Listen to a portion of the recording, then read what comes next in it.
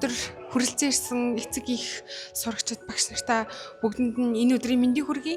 Энэхүү бичлэгээрээ бид Дэлгэрмаагштай 12-ийн 1 ангийн сурагчдаас зүрхэндээ тээж явдаг үгсээ тэгээд хэлмээр байгаа зүйлсүүд, нууж явдаг зүйлс болон бид хэдийн энэ жилийн амжилтуудыг агуулсан бичлэг байгаа. Та бүхэн таалан сойрхож үзнэ үү? Баярлалаа.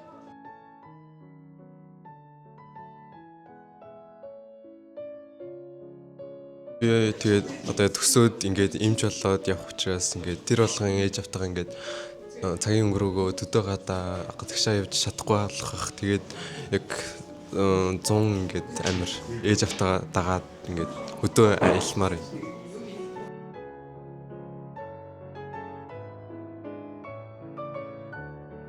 Мэдээж зөндөө байгаа. Гэхдээ шинэ оноо Солонгост ингээд гаргаж ирсэн хамгийн үнцэнтэй бас хамгийн дурсамжтай мөч байсан.